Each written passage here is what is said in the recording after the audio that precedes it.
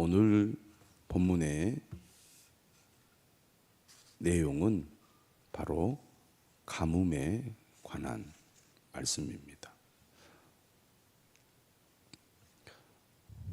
금년 봄에 가뭄으로 특별히 우리 강주 전남 지역이 어려움을 겪었습니다. 만약 계속 가뭄으로 고생했다면 여러 가지 어려움을 겪었을 것입니다. 급수도 제한이 되었을 것이고 또 농사에도 큰 문제가 생겼을 것입니다. 지금처럼 농업 기술이나 시스템이 발전된 환경에서도 이처럼 가뭄이 들면 어려움을 겪는데, 기본적으로 강수량이 적은 지역에서 가뭄은 얼마나 큰 문제이겠습니까? 이전에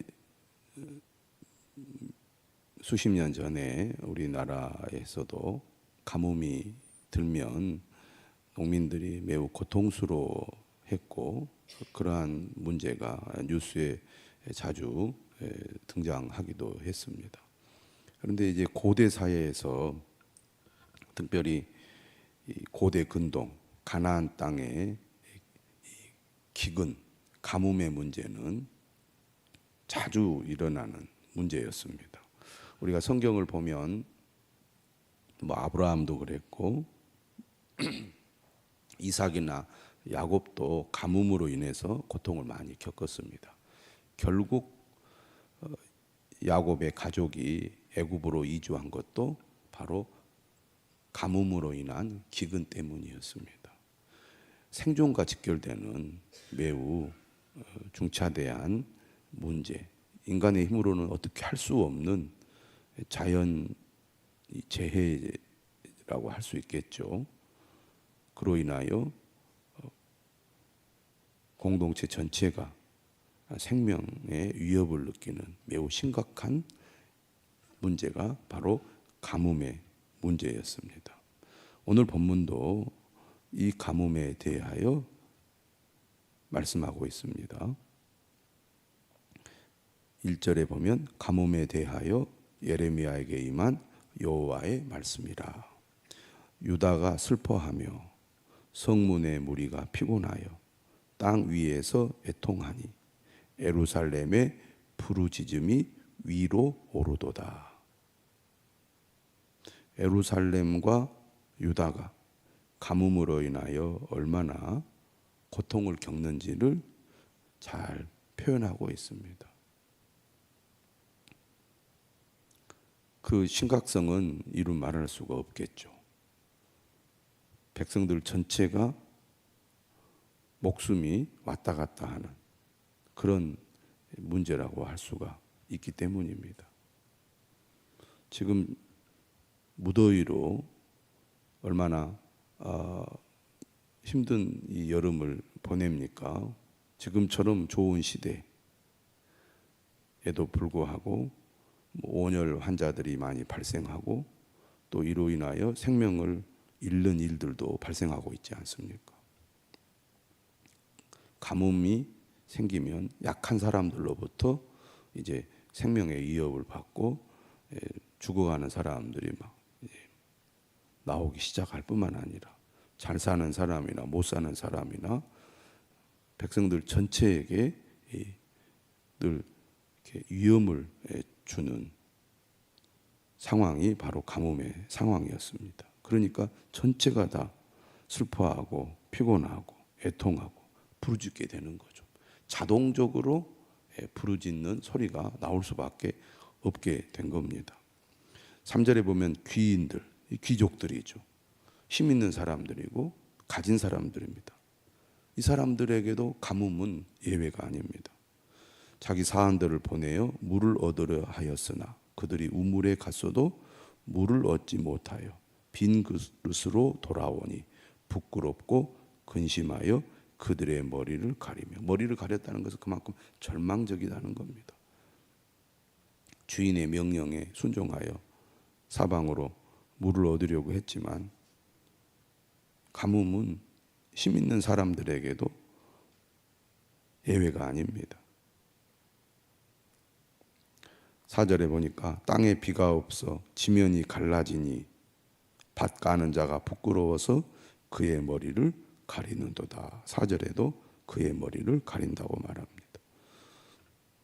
예전에 뉴스에 보면 논이 갈라진 그 장면을 방송에 내보내는 것을 보았던 기억들이 있습니다.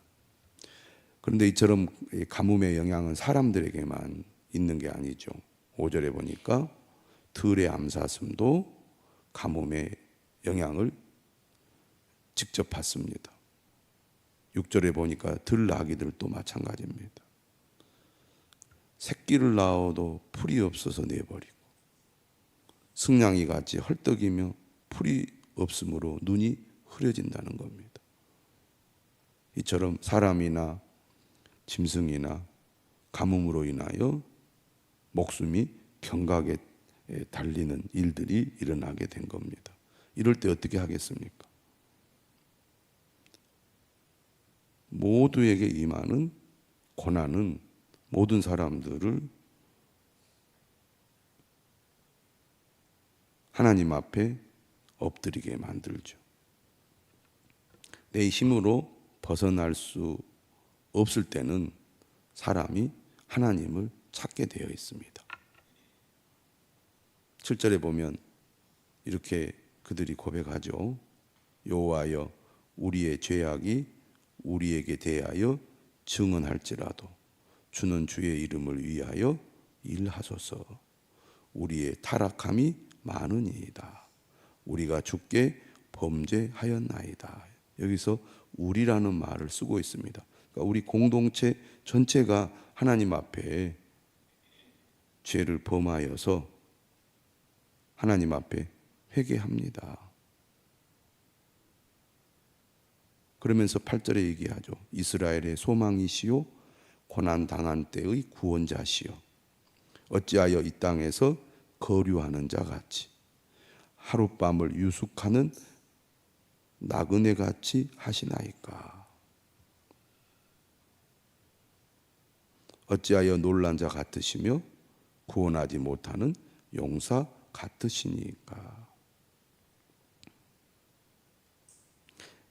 거류하는 자나 나그네는 잠시 왔다가 가기 때문에 그가 머무는 곳에 별로 관심이나 애정이 없죠.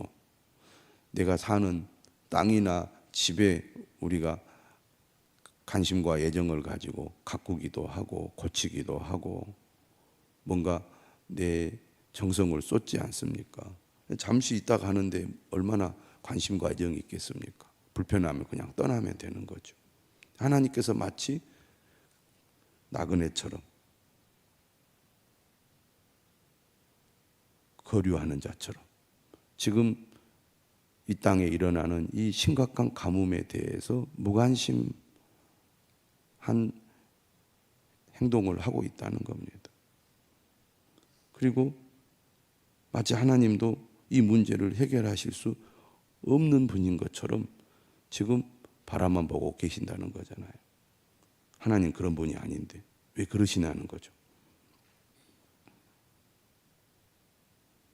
간절히 호소합니다. 여호와여, 주는 그래도 우리 가운데 계시고 우리는 주의 이름으로 일컬음을 받은 자이오니 우리를 버리지 마옵소서.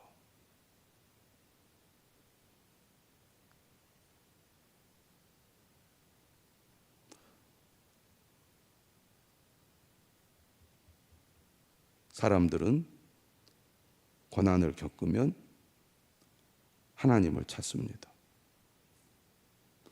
물론 오늘 이 기도는 선지자의 기도죠. 백성들을 대표하여 자신만의 기도가 아니라 이 백성들 전체가 죄악을 범하여 가뭄으로 인한 고통을 겪고 있으니 우리의 죄악을 용서하시고 우리를 이 가뭄에 고통에서 건져 주십시오라고 기도하고 있는 겁니다.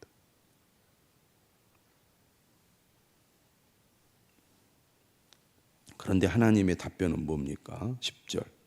여호와께서 이 백성에 대하여 이와 같이 말씀하시되 그들이 어그러진 길을 사랑하여 그들의 발을 멈추지 아니하므로 여호와께서 그들을 받지 아니하시고 이제 그들의 죄를 기억하시고 그 죄를 벌하시리라 하시고.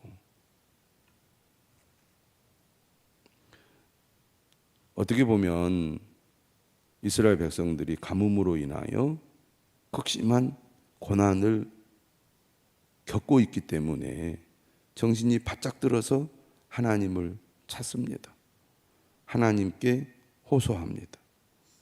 그런데 사실 그들의 탄식과 호소는 진짜 자신들의 잘못을 깊이 깨닫고 하나님께 돌이키는 기도는 아닙니다.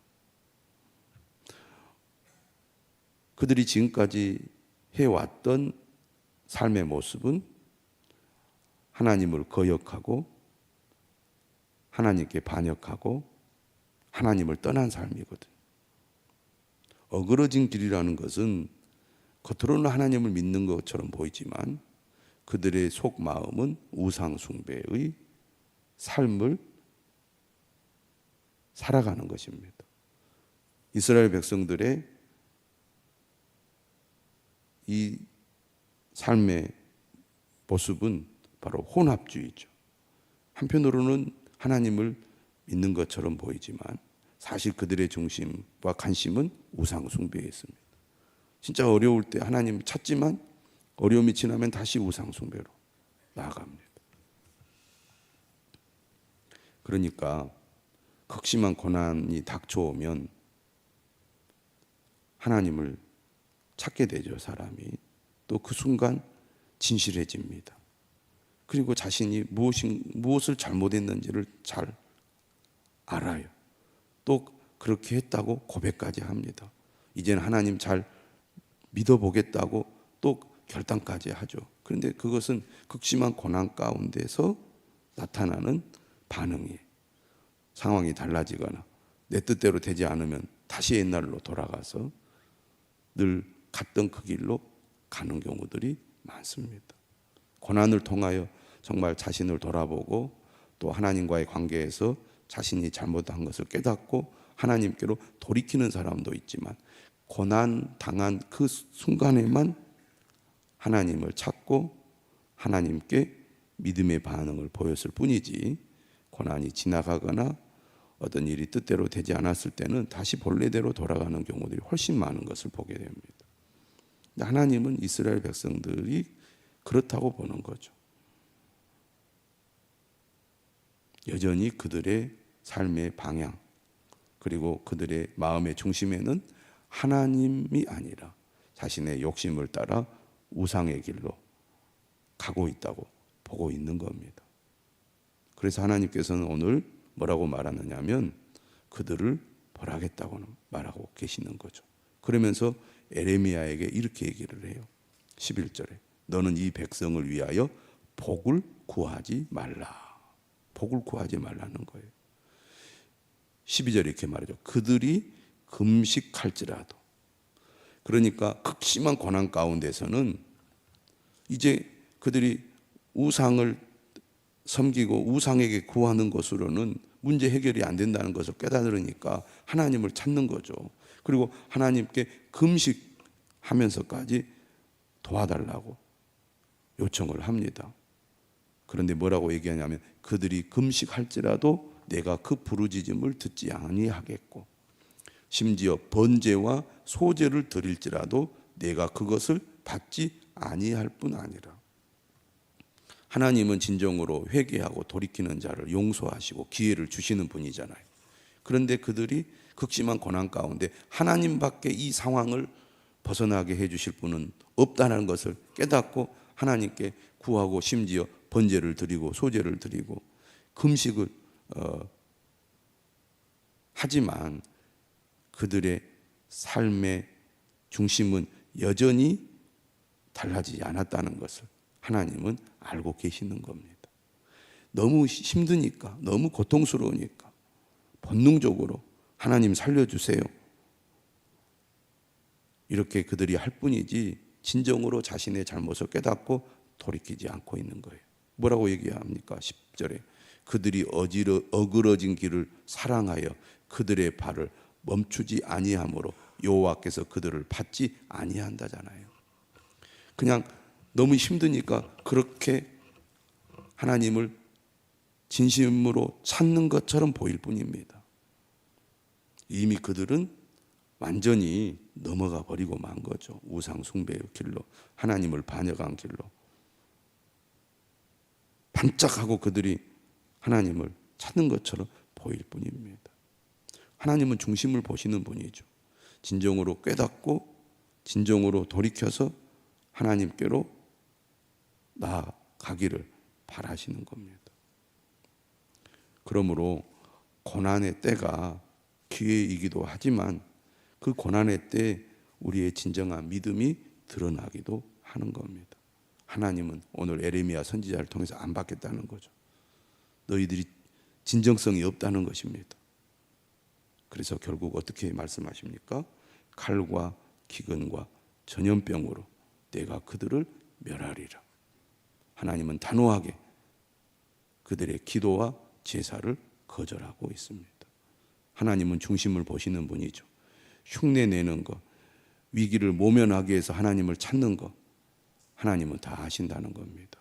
고난의 때 자신을 돌아보고 진정으로 회개하며 삶의 태도와 방향과 목적이 완전히 달라지기를 원하신다는 것, 우리가 분명히 알고 고난 가운데서 하나님께로 돌이키는 모든 성도들이 되어야 할 줄로